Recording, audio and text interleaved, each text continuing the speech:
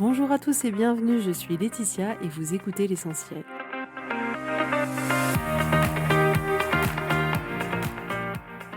L'essentiel est le podcast de coaching où je partage avec vous les outils et les techniques pour vous permettre d'avancer et d'avoir la vie que vous voulez. Je souhaite vraiment que ce podcast vous inspire et surtout vous encourage à passer à l'action. Vous pourrez retrouver toutes les notes de l'épisode sur www.laetitiamonaca.com. Pour ne rien louper, abonnez-vous au podcast sur la plateforme d'écoute que vous utilisez pour être tenu informé des nouveaux épisodes. Et pour finir, si vous avez aimé ce podcast ou tout simplement que vous pensez qu'il peut aider d'autres personnes, parlez-en autour de vous, ce serait super chouette. Et laissez-moi 5 étoiles et un petit mot sympa, ça m'aidera énormément à le faire découvrir et ça fait toujours plaisir. Voilà, je vous souhaite à tous une bonne écoute.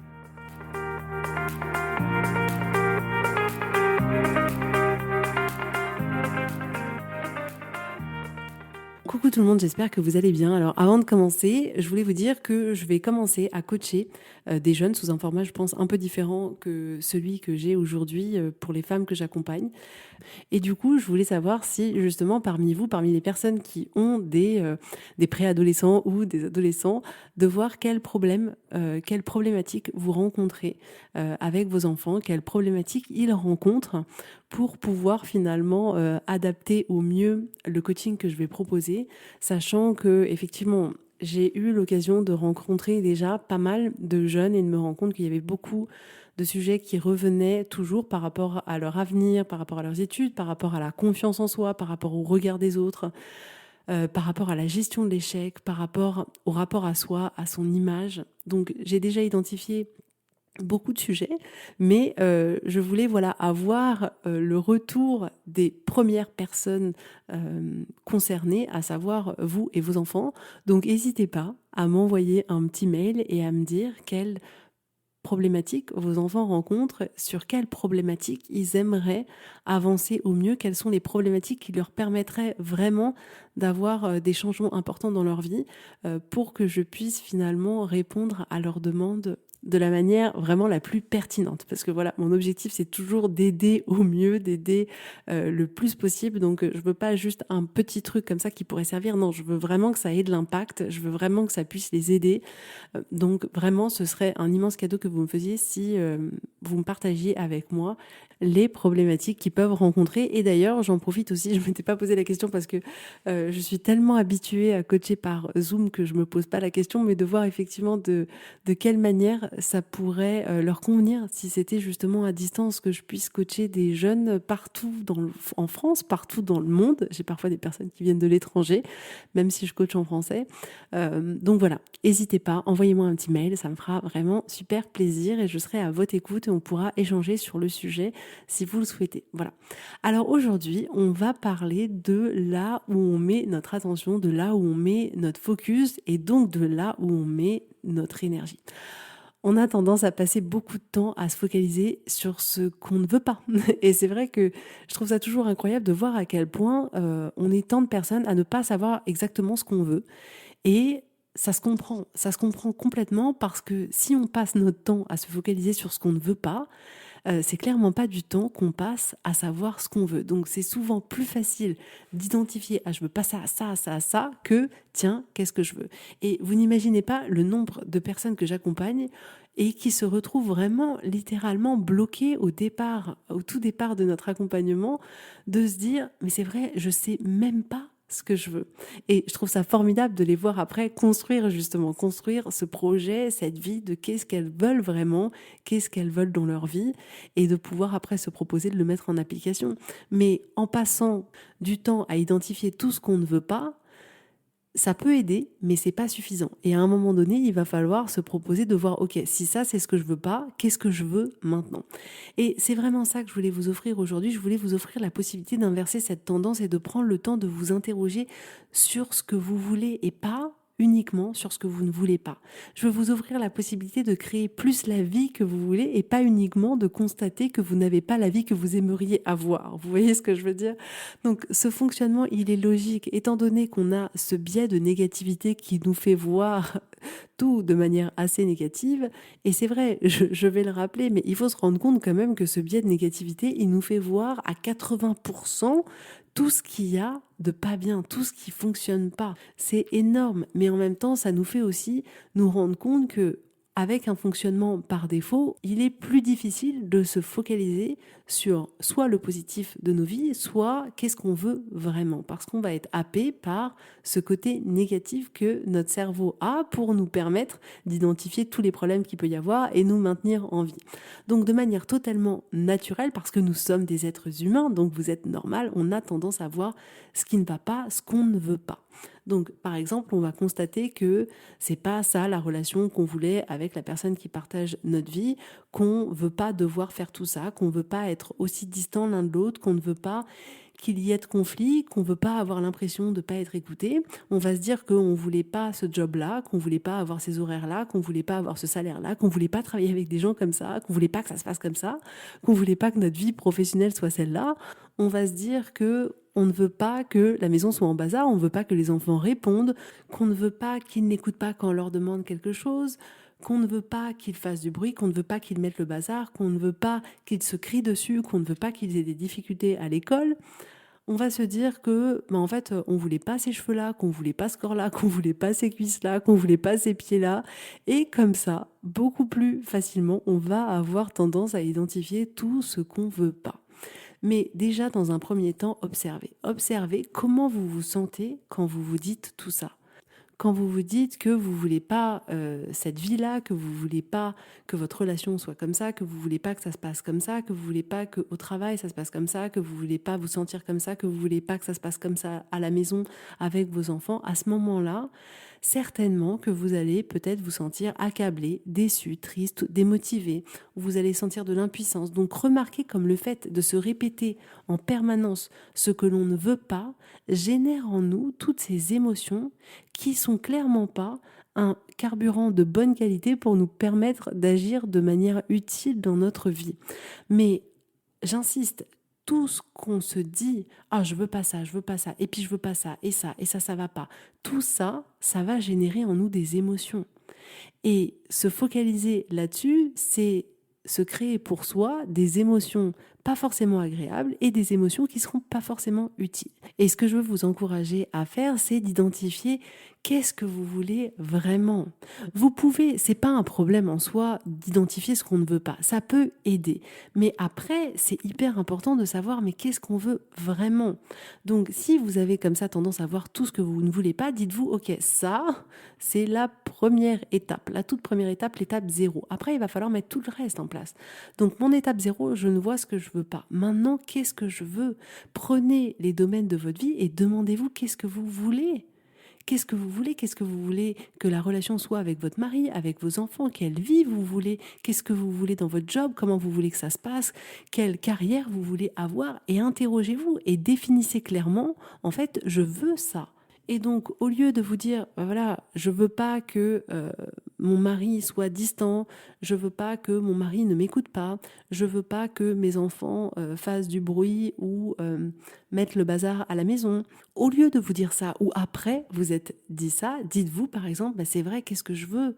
Et vous allez peut-être vous dire, bah, je veux créer de la complicité avec mon mari, je veux qu'on échange, je veux qu'il puisse me conseiller, je veux le conseiller à mon tour, je veux pouvoir avoir des horaires où je commencerai à 9h et que je terminerai à 17h ou à 18h.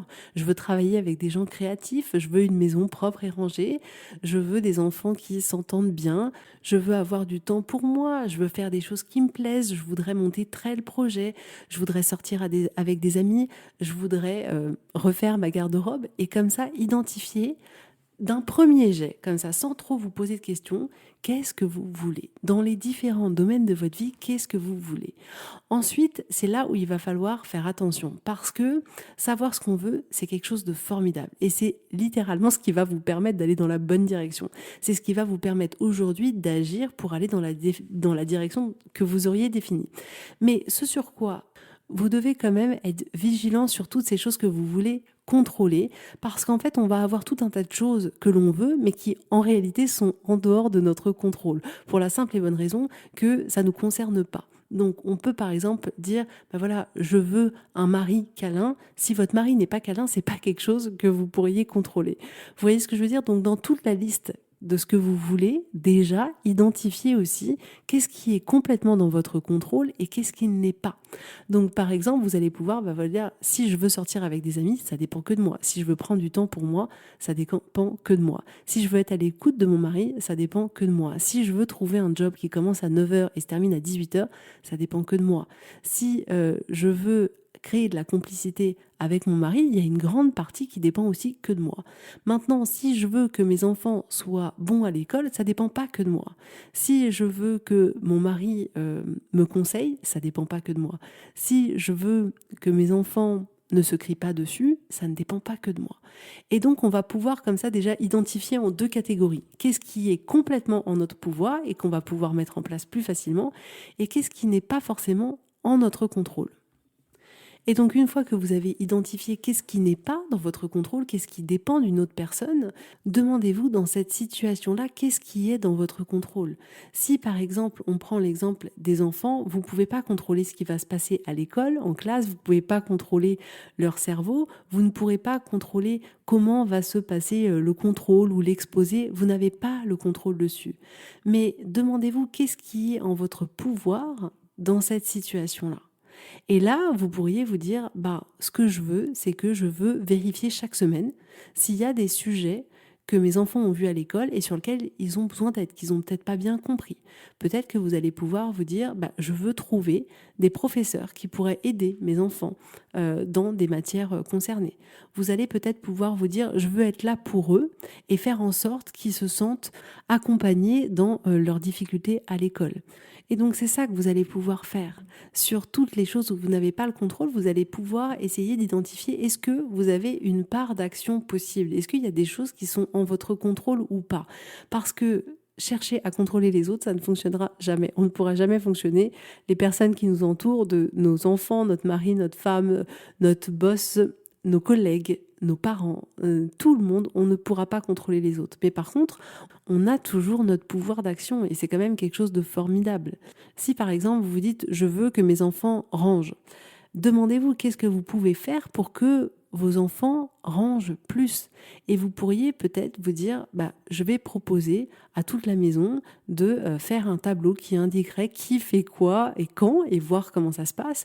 Vous pourriez vous proposer de dire voilà, je veux mettre en place une forme de jeu et me dire que tous les samedis, toutes les personnes de la maison rangent chacun leur chambre, enlèvent leurs draps, rangent leur cartable et que la récompense, c'est qu'on fera tous une séance cinéma chaque samedi soir ensemble et vous faites votre proposition. Mais vous avez juste le pouvoir là-dessus, vous avez juste le pouvoir sur ce que vous pouvez faire. Mais ça, ces actions-là, elles sont possibles dès lors où vous avez fait ce travail, identifier qu'est-ce que je veux pas. Je veux pas que mes enfants mettre le bazar. Ensuite, qu'est-ce que je veux ? Je veux que mes enfants rangent la maison. Ok, je peux pas les contrôler, donc qu'est-ce que je peux faire ? Moi, personnellement, je veux mettre en place un système qui permettra d'impliquer toute la famille dans la maison. Vous voyez ce que je veux dire ? Donc c'est ça que je veux vous proposer aujourd'hui, c'est prenez une feuille de papier et si vous voulez, en première étape, notez tout ce que vous voulez pas. Ensuite, demandez-vous comment vous vous sentez quand vous lisez cette liste de tout ce que vous ne voulez pas dans votre vie. Comment vous vous sentez ? Ensuite, choisissez de laisser tout ça de côté et de vous proposer de lister l'inverse. De lister quelles sont toutes ces choses que vous voulez.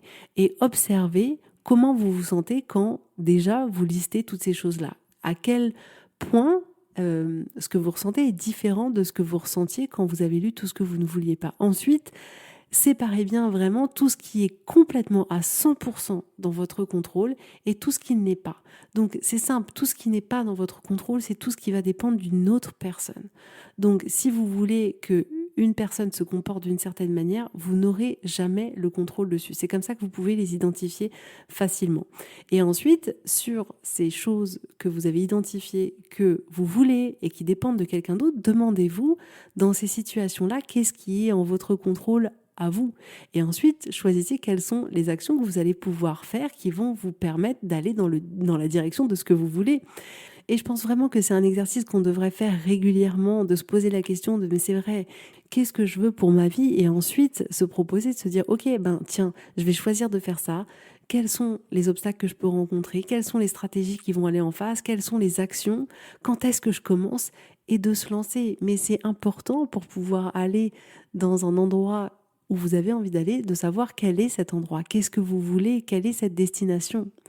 Donc c'est vraiment un exercice à faire avec beaucoup de curiosité vis-à-vis de vous-même, beaucoup de bienveillance, d'essayer d'être plus attentif et dire c'est vrai, je suis en train de remarquer que j'arrête pas de me dire que je veux pas ça, que je veux pas être seule, que je veux pas cette vie-là. Et ensuite, souriez et dites ok, je suis juste un être humain qui fonctionne très bien. Et mon cerveau, avec son biais de négativité, a fait exactement ce qu'il sait très bien faire. Et amusez-vous de cette situation. Et ensuite, demandez-vous, bon, ok, maintenant que mon cerveau a fonctionné par défaut, moi, je vais choisir de le faire fonctionner dans un sens qui me sert plus et je vais lui demander, bon, ok, qu'est-ce qu'on veut maintenant? Donc voilà pour aujourd'hui, j'espère que ça vous aura plu. Si vous avez des idées de podcast, n'hésitez pas à m'envoyer un petit mail. S'il y a des sujets que je n'ai pas traités, de toute manière, il y a toujours des milliers de sujets. J'ai déjà reçu des mails pour faire des sujets sur la culpabilité ou des mamans notamment et d'autres sujets. Donc n'hésitez pas, c'est toujours une bonne source d'inspiration pour moi. Vous êtes toujours une bonne source d'inspiration et je serais ravie de faire des épisodes qui vous parlent, dont vous avez besoin pour permettre voilà, d'avoir un impact dans votre vie, que vous puissiez avoir un impact dans la vôtre. Donc voilà, n'hésitez pas. Et si vous voulez commencer cette aventure de coaching, d'accompagnement et de tester autre chose, eh ben, n'hésitez pas à contacter moi. Voilà, je vous fais à tous plein de gros bisous. Je vous souhaite une très belle journée, un très bon week-end et je vous dis avec grand plaisir à la semaine prochaine. Bisous, bisous, bye bye.